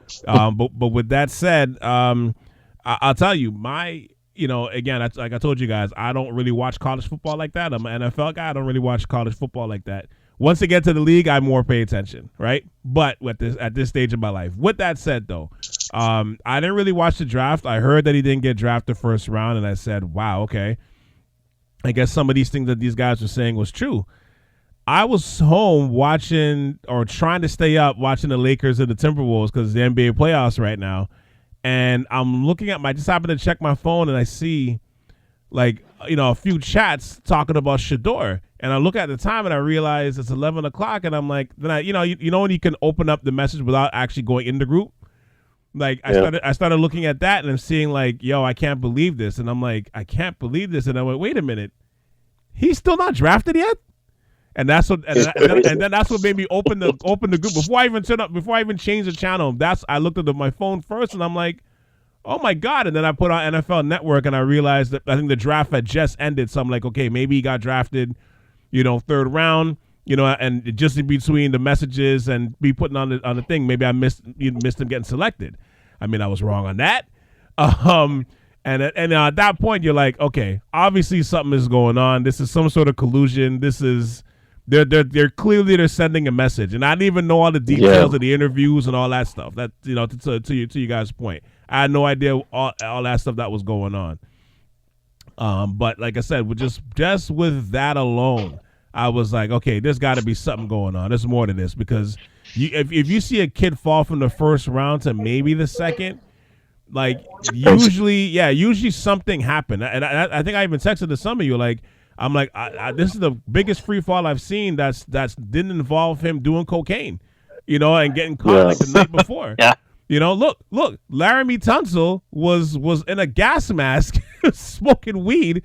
Yeah, man. Threw a bomb in a mask literally minutes before the draft, and he only fell 10 spots.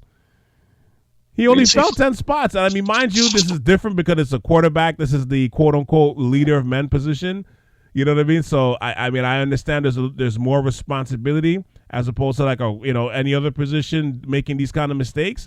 With that said, you don't see a 4-round drop off. That's the thing. That's the That's part. insane. The That's message, insane. but what is the message that they're sending? Right? Mm-hmm. Because Deion Sanders, he doesn't want to. He doesn't like to follow the status quo. Like a lot of athletes don't like the combine and the draft process because they're picking you apart. They decided to pick and choose what they're gonna do, pick and choose who they talk to. I mean, Dion did that when he was coming out, Right. but it's because he was a freak athlete. Like freak athletes can get away with doing that. Shedeur is not a freak athlete. The things that make Shedeur great are his leadership, intangibles. Like, okay, his accuracy, his toughness, those things you can see on tape. But it's his leadership, his intangibles. Like, he's not shook. But, and I'm sure some guys have a disdain for a kid that they perceive is entitled. He grew up rich. You know, his daddy's a superstar. Everywhere, his dad's coached him his whole career, so he was always given the job. He never had to fight for it. Right. So I can see some old school football people being like, can't stand the kid. Just the idea of that kid. Yeah. I mean, does he really work hard? Does he really love it? Does he really care? Is he really hungry? But that's unfair. You know what I mean? Because maybe he's not hungry for money, but he's hungry to be legendary. That's his whole thing. He's following in the footsteps of his father. He's trying to live up to the name. Yes, live up to the legacy. He has a different motivation for being great, and I feel like he's being punished for, like, he's a good kid. He doesn't get in trouble. He has a good GPA. Like, so the message is, you can have sexual assault and drug charges and not do good in school and smoke weed, and we can figure it out if you're talented. But if you're going to attack the sanctity of the NFL, perceived how we do things, you're going to try to dictate to us what to do. Well, now they're going to mess with you. Yeah. And you know what? Like, I understand those points, and to your point, like, I understand where, you know, the Sanders may have maybe kind of overplayed their hand a little bit when it comes to that. Also, though, you know, revisionist history, we all know what the Mannings did, right? Well, like what Archie Manning did. And Archie Manning did the same thing. But Archie Manning didn't do that with Peyton. You don't understand if it was Peyton. I would totally get that, because that was the can't miss prospect, all this stuff. So if you want to pull rank that way, with Peyton, I get it. But this was Eli. Eli was, and correct me if I'm wrong, Eli was not. No, it's a good point. Eli was not that kind of, he wasn't that touted. He was not like his brother. And I mean, and no, you could but in that year, he was one of the top quarterbacks. Yeah, he was still top 3. Like, I think he was for sure. But I'm saying he was not can't miss, right? No, he's not a generational. No. Yeah. No. So for Archie to pull rank to that degree, you know what I mean? I thought, even back then, I thought that was a little crazy. But I mean, you know, if you have power and you have the value, you got to use it, right? I guess in those sense, sure. You know, it works out. Look at LeBron, what he did with Bronny, right? Like, if you have the power, you use it, I guess, right? So fine, right? But I mean, you would think, even with Archie Manning, and again, feel free to correct me if I'm wrong. You know what I mean? But I mean, Archie Manning he was better than average, but his career was not, like, he was not one of the best quarterbacks to ever play. I know his teams weren't that great, you know, and everything else. I get that, you know what I mean? But at the same time, I don't even think he's a Hall of Famer. No, like Archie Manning, no, he wasn't. I don't think he's a Hall of Famer neither. They're gonna try to get him in there, though. Who, Archie? Yeah, they probably will at this point, because of what the Suns did and everything. But like, his career was not that. As far as I know, it was not that. You know what I mean? And you know, for Sanders to go play that hand, now we could say, okay, the reason why it didn't work for him is, outside of the obvious reasons, because he was a former cornerback and not a quarterback, and he doesn't get that same respect. But at the same time, Deion Sanders' career was way better than Archie Manning. You know what I mean? Yeah. Like one is in the top 50, 75, top 100. Many regard him as the best cornerback of all time. You know what I mean? Like the things he did for One of the hyping greatest up the league. athletes of all time. Yeah, yes, and the things he did to hype up the league and make the sport money based on swag, potential, and production. You know what I mean? Was out of this world. I mean, people are still using his blueprint to this day, right? Here's the other thing I looked at too. Or I saw that I came across this morning. When you compare Shedeur Sanders last season to Eli Manning's last season, he trumps him in almost every category. Yeah. So all that to say, you know, again, I hear it's not a strong draft. I get that. At the same time, for him to go 4 spots down to teach a kid a lesson is A lesson, man. like it's so disingenuous to everything that we've been talking about. Like I said just earlier this week, it's disingenuous. Well, I think the worst part to me is listening to the pundits trying to justify it. I think that to me is the most insulting part. Because people are trying to make it seem like this guy is basically spam. Like he can't throw the ball, he has no anticipation, his teammates hate him. All these things are completely fabricated. Completely. All of his teammates love him. You look at his tape for the past 2 years, and you can see a quarterback that's struggling in some cases, yes, because he has zero protection, no running game, yet he's still making spectacular passes. And it's like, these guys are just kind of pulling shit out of their ass trying to justify why he would drop 4 rounds when anybody with any sort of common sense would know that any quarterback that is meant to go to the top 3, everybody was saying that they were meant to go to the top 3 up to probably maybe like a month ago. Then all of a sudden, all this negativity came in, and now he's dropped to the 5th round. They're making it seem like, oh, well, these things happen. No, these things do not happen. It's never happened. No, they don't. Before. That doesn't happen. It's crazy. And I think that's what bothers me even more. Crazy injury or something like that. Allegations. Or allegations. But a quarterback with talent falling to the 5th? No, that doesn't happen. That hasn't been in trouble. It's insane. You know, so to me, it's a guy like Manziel. He didn't have any of the. He didn't fit the prototype of a quarterback. He's a partier, alcoholic. He fell out of the top 5. He still went in the 20s. Someone still said, "Man, okay, I'm going to take him at this point." No, but you guys hit on the head. Is the value like at a certain point now? It just turns into okay. Well, this guy's dropping. It's like. It's like going to the Nike outlet and you want to get a fresh pair of Air Maxes and then realizing, wait a minute, it dropped 40% off. I wasn't gonna spend the money, but at this price, I gotta take this. This is stupid. I can't walk away from this. I know I'm not gonna get this price anywhere else. It was, and you know what the most disappointing part to me is? I look at teams like the Rams. I look at teams like Pittsburgh, the Steelers. They still do not have a quarterback. And I'm thinking in my head, like, what the hell is going on? Tomlin, what is going on? No, when they passed on him, quarterback. When they passed on him, when they passed on him in the 3rd round and then the 4th round, that hurt my heart, man. It killed me. Give me a break, Pittsburgh. Like, it killed me. It killed me. Same thing with the Saints. It has nothing to do with talent at that point. Yeah, it has nothing to do with talent at that point. They just didn't like him.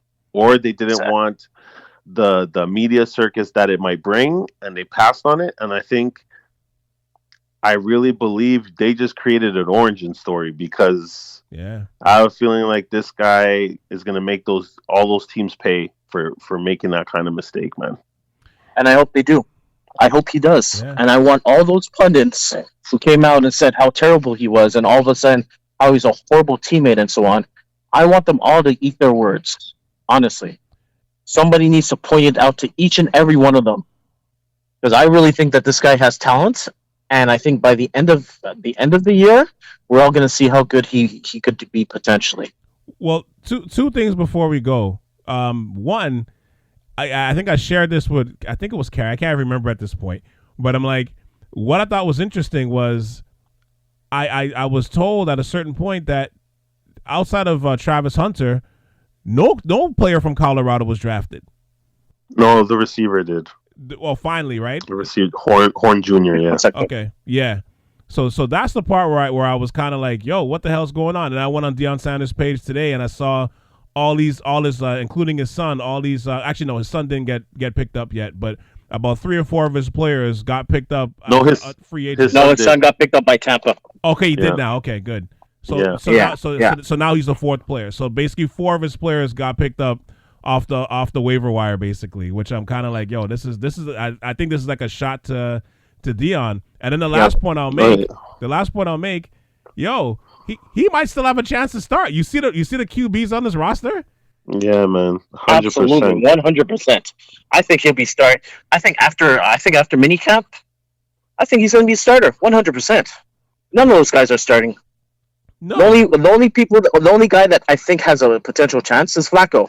Yeah, exactly. Just because he's the veteran.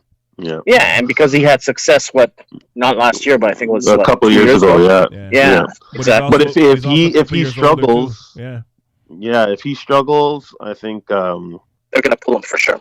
Yeah, because I think he's better than Pickett, and I think he's better than Gabriel. Yeah, so that's the part. After all of this, it's like, man, I'm looking at the QBs. I'm like, shit, he might still start. But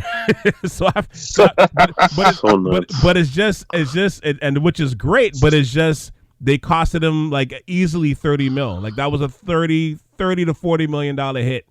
You know what I mean? Or maybe not as much as that, but at least that was like it's something. Tens of millions of dollars. Tens of millions of dollars. 20s, at least 20s. Something at least. Yeah. Guy, if you really want to laugh, take a look at Pittsburgh's depth chart for their quarterbacks. Oh, I know. It's like even honestly, worse. It's even worse. It's even worse than Cleveland's. It's worse than Cleveland. Their quarterback roster is worse than Cleveland. I just don't know why you would be waiting on Aaron Rodgers. Like, I don't get it. And you had a chance to get a first round talent, even a second round. Even if you want to say his talent is second round, you could have got a second rounder talent quarterback in the 4th, 5th round, and they passed every time, man. It's wild. And you guys, it's crazy. And you guys know how this goes too. Like if that rookie quarterback hits, now you're set up to like stock your roster with all these other positions because you don't have to pay the quarterback right now. Exactly. So that to me is the part where you're like, yo, you guys couldn't even do that, like just for the option of that alone, man. I don't even know what to say, man. But I guess I'll wrap up here. But again, thanks for the remix, guys. No problem at all, my man. No Everybody loves a good remix still. Holy cow.